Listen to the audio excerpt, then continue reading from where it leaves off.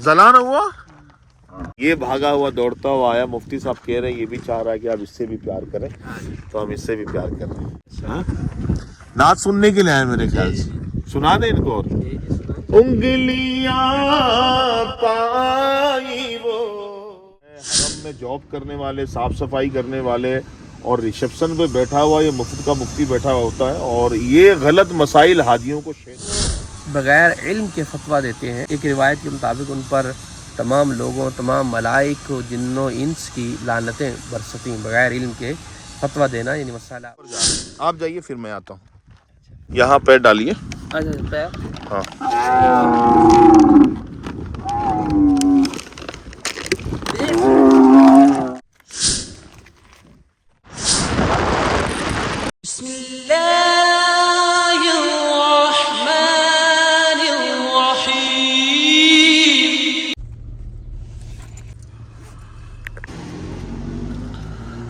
अस्सलामुअलैकुम वरहमतुल्लाहि वबरकातुहू। नाज़रीन, इस वक्त मक्कातुल मुकर्रमा की पुरके फ़ज़ाओं में हाजिर हैं और आज हमारा काफ़िला मक्कातुल मुकर्रमा से मदीनातुल मुनव्वरा के लिए जा रहा है, सफ़र जारी है और रास्ते में हम रुके हैं इस वक्त एक मुक़द्दस मकाम पे। क़िबला मुफ्ती क़ासिम साहब भी हमारे साथ हैं इस वक्त माशाअल्लाह, बल्कि मैं इनके साथ हूँ और वहाँ पर सग़ीर भाई पहुँच चुके हैं, उनके साहबजादे भी हैं। तारीख़ इस्लाम की अज़ीम हस्ती हज़रत सैयदना अब्दुल्ला बिन उमर रदी अल्लाह ताला अन्हु का मज़ार फ़ैज़ुल अनुवार मक्कातुल मुकर्रमा में है। नवारिया से करीब एक इलाका है मस्जिद आयशा के पास, जहाँ पर आपकी तुरबत पाक जलवागर है।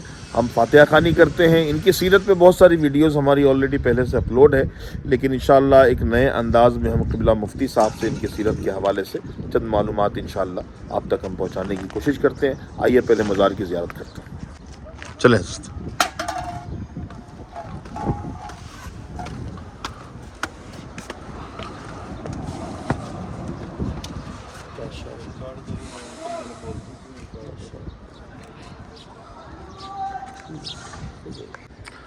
नाज़रीन, तारीख़ इस्लाम की वो अज़ीम हस्ती की कब्र हम आपको दिखा रहे हैं। ये जो ग्रीन घास नज़र आ रहा है, ये बिल्कुल इनकी कब्र पाक के बिचा बीच का ये हिस्सा है जो हम आपको दिखा रहे हैं। इस वक्त वाज़े निशान नहीं है और मकाम यही है। चूँकि हम सदियों से, हम सालों साल यहाँ पर आते हैं, तो ये वो मकाम ख़ास है जो एरो का निशान हम आपको बता रहे हैं। यहाँ पर आप आराम फरमा है। नाज़रीन भी सलाम करें, मैं भी सलाम करता हूँ। अस्सलामु अलैकुम या सहाबी रसूल हज़रत सैयदना अब्दुल्ला बिन उमर रदी अल्लाह ताला अन्हु।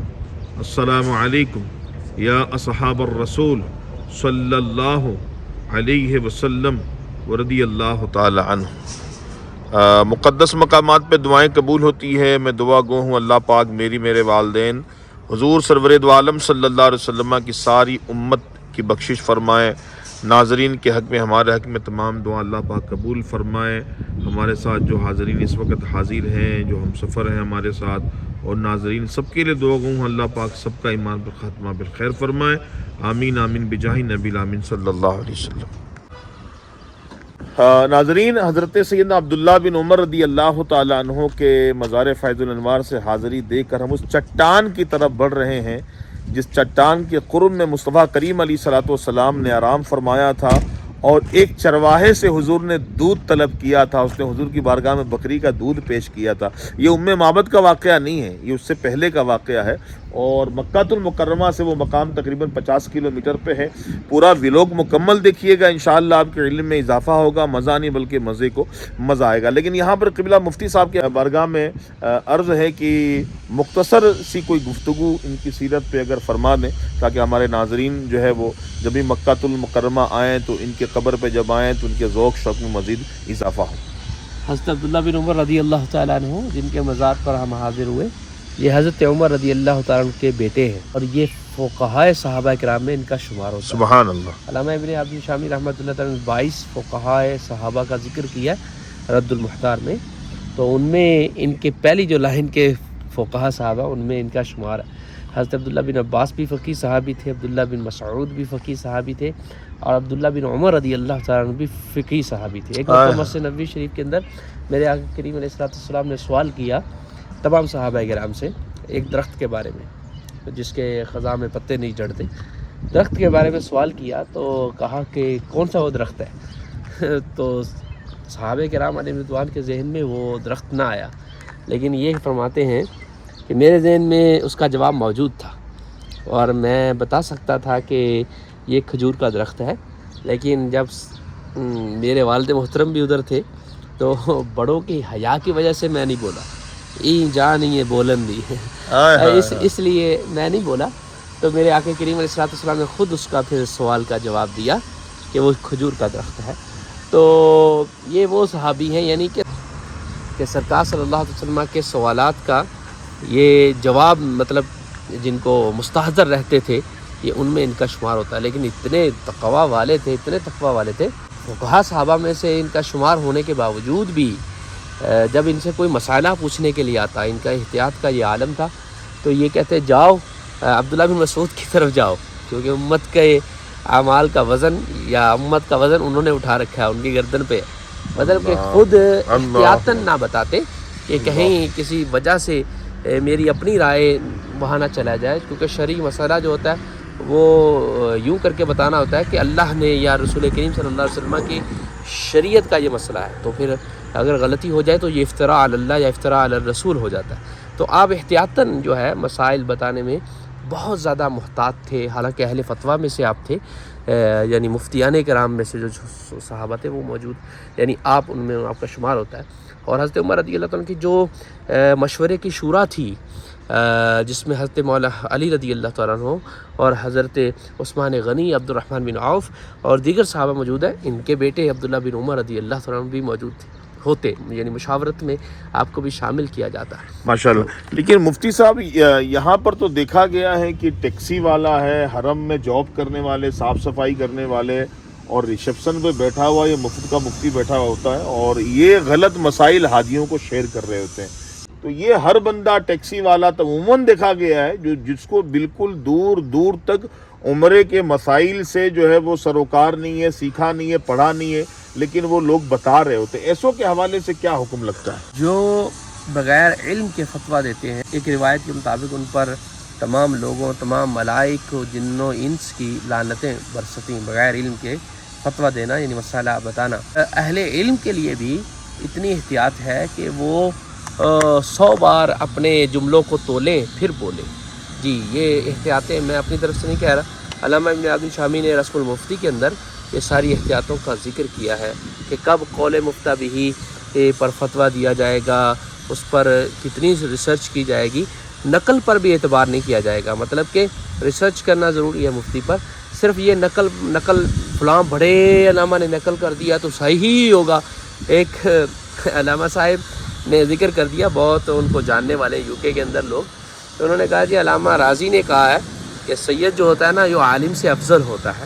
اس پہ مختلف رائے ہیں، لیکن انہوں نے کہا افضل ہوتا ہے. امام راضی نے کہا، اور امام راضی نے کہا کہ سید تو میں بنا نہیں سکتا، اس کی دلیل یہ ہے، اور عالم میں کہیں پیدا کر سکتا ہوں، تو اس لیے جو ہے سید افضل ہے. میں نے ان سے کہا کہ امام راضی کا یہ مزاج نہیں ہے اس طرح کی دلیلیں دینا، تو آپ راضی کو پڑھیں. تو بیچارے ڈھونڈتے رہے ساری زندگی، راضی سے وہ مسئلہ نہیں نکلا. بہرحال یہ لوگ جو اس طرح کی بات بیان کر دیتے ہیں، ان لوگوں کے لیے ان سے یہی ہے کہ یہ مطالعہ کریں، پھر 100 بار اپنی یعنی جو مسئلہ ہے اس کو تولیں اور پھر بولیں. اللہ کے عذاب سے ڈریں. جی یہاں مفتی اچھا یہاں پر میں نے دیکھا، میں کئی سالوں سے کیونکہ آ رہا ہوں حرمین شریفین کی زیارت کی قصد سے، ارادے سے، یہاں گائیڈز کی گفتگو میں نے سنی. جو گائیڈ ہوتے ہیں تو وہ مس گائیڈ کر رہے ہوتے ہیں بیچارے، ٹرو گائیڈ نہیں ہوتے. ان کا مطالعہ اتنا نہیں ہوتا، وہ مختلف جگہ نبی کریم صلی اللہ علیہ وسلم کی طرف منسوخ کر رہے ہوتے ہیں، احادیث ایسی سنا رہے ہوتے ہیں جن کا احادیث میں ذکر نہیں ہے. تو ایسے گائیڈز کو اللہ سے ڈرنا چاہیے، کیونکہ حدیث متفق علیہ، شیخین اس میں متفق ہیں کہ جس نے بھی نبی کریم صلی اللہ علیہ وسلم کی طرف ایسی حدیث کی نسبت کی، ایسی بات کی، ایسے فعل کی نسبت کی، مفہوم عرض کر رہا ہوں، فَلْيَتَبَوَّأْ مَقْعَدَهُ فِي النَّارِ، وہ نار میں اپنی جگہ بنا لے، یعنی اس کا مقعد جو ہے بیٹھنے کی جگہ وہ دوزخ میں ہوگی. تو یہ بڑی بڑی وعید ہے. لہٰذا ہرگز ایسی باتوں کی نسبت رسول کریم صلی اللہ علیہ وسلم کی طرف زیارات میں وہ کر دیتے ہیں، اور بہت ایسی چیزیں بیچنے کے لیے وہ کچھ بیان کر دیتے ہیں جو درست نہیں ہوتی. ایسے گائیڈز نہیں ہیں، یہ مس گائیڈ ہی ہیں بیچارے، تو ان سے بھی احتراز کیا جائے. میں ان کو بھی کہتا ہوں یہ مطالعہ کریں بیچارے، اگر یہ پراپر یہ جاب کرنا چاہتے ہیں تو، کیونکہ اس کے یہ پیسے لیتے ہیں تو اس کے اہل بنیں گے. تو اہل جو ہوگا نا تو پھر تبھی پیسے حلال ہوں گے، ورنہ یہ ریال جو وبال بن جائیں گے. دوسری بات یہ عرض ہے کہ مکہ اور مدینہ شریف کی یہ خاصیت ہے، جو یہاں غلط کام کرتا ہے نا وہ ادھر رہتا نہیں ہے جلدی، وہ جلدی نکل جاتا ہے، وہ بہت جلد اس کا کوئی نہ کوئی خروج لگ جاتا ہے.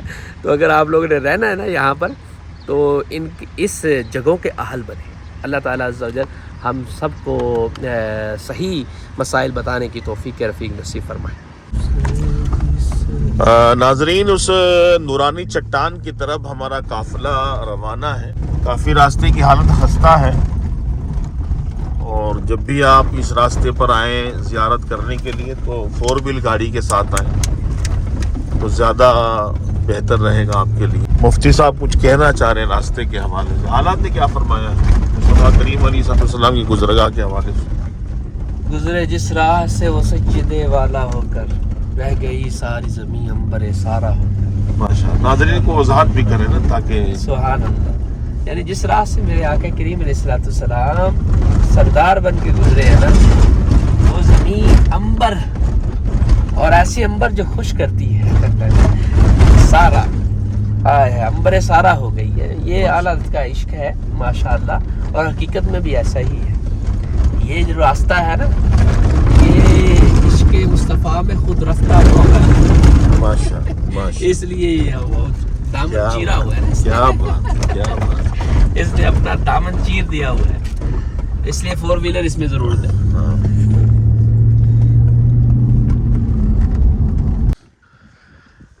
ناظرین، اتفاق ہے دیکھیں کہ مصطفیٰ کریم صلی اللہ علیہ وسلم جب انہی وادیوں سے گزر کے مدینہ پاک جا رہے تھے تو چرواہے سے مصطفیٰ کریم صلی اللہ علیہ وسلم نے دودھ طلب فرمایا تھا.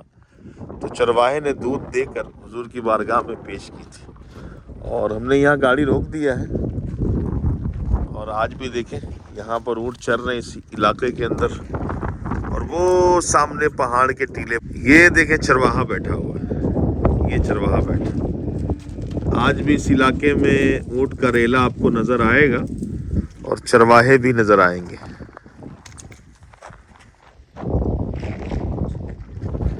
بولے اس کو حلیم نکالنے کے لیے مفتی صاحب.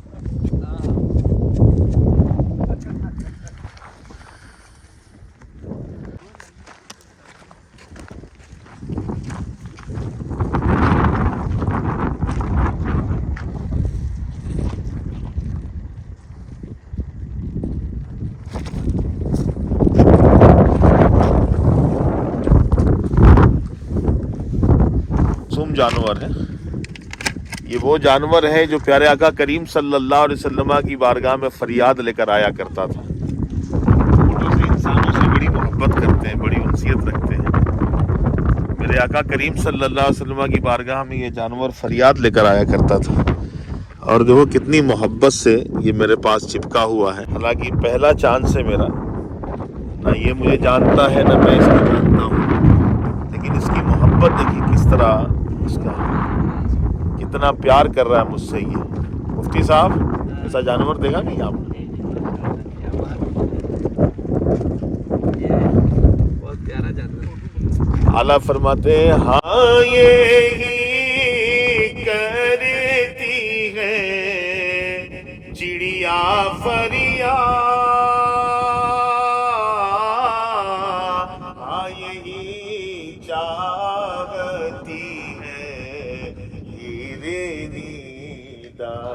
ارے اسی در پر شترانے ناشاد گلائے رنجوانا کرتے ہیں، گلائے رنجوانا کرتے ہیں. اللہ اللہ، یہ تھوڑا ناز سننے کے لیے آیا ماشاءاللہ. یہ دیکھیں میں اس کو پیار کر رہا تھا تو پیار لینے کے لیے یہ بھی آ گیا. اس علاقے کے جانور بڑے سونے ماشاءاللہ. میرے آقا کریم صلی اللہ علیہ وسلم کا گزر ہوا ہے نا اس علاقے سے, اور حضور نے چرواہے سے دودھ طلب کیا تھا, چرواہے نے دودھ کے پلایا تھا. دیکھو میں اس سے پیار کر رہا تھا, یہ بھاگا ہوا دوڑتا ہوا آیا. مفتی صاحب کہہ رہے ہیں یہ بھی چاہ رہا ہے کہ آپ اس سے بھی پیار کریں, تو ہم اس سے بھی پیار کریں. اللہ نعت سننے کے لیے آئے میرے خیال سے, سنا دیں ان کو. انگلیاں پائی وہ پیاری پیاری, جن سے دریائے کرم ہے جاری. انگلیاں پائی وہ پیاری پیاری, جن سے دریائے کرم ہے جاری. ارے فیض پر آتی ہے جب غم خواری, تشنا سیراب. نعت سن رہا ہے, تشنا سیراب ہوا کرے. چل کھا لے نعت میرے بھائی. تشنا سیراب ہوا کرتے ہیں. اللہ اکبر. مفتی صاحب پکڑیے گا. یہ اس علاقے کے چرواہے تھے اور یہ ماشاءاللہ نیچے آ چکے ہیں. مفتی صاحب اوپر جا رہے ہیں, آپ جائیے پھر میں آتا ہوں. فرسٹ یہاں پیر ڈالیے. ہاں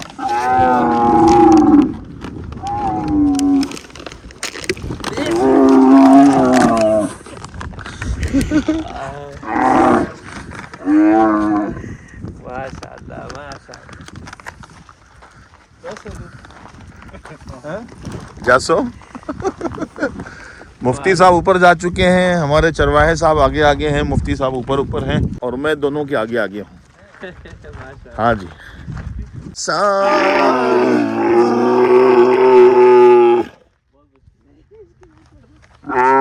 ليش هو زعلان؟ زعلان هو؟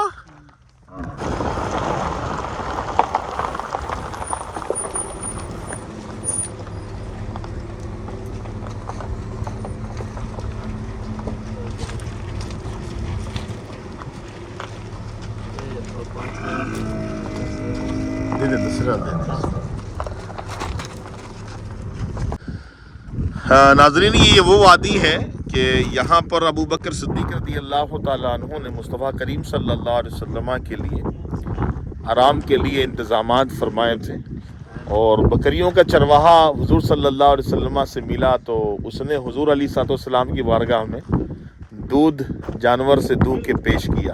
یہاں پہ ماشاءاللہ چرواہے ہیں یہ. اور ما اسمک انت؟ اسمی محمد. محمد نام ہے, فرام سوڈان کے ہیں یہ. مفتی صاحب پھر تو اس وادی میں دودھ پینا سنت ہوگی نا؟ ہاں, تو اللہ نے سنت پہ موقع ہمیں عطا فرمایا, اور بھائی کہہ رہے کہ ہم حلیم نکال کے دیں گے. طلّہ کیف طریقہ کم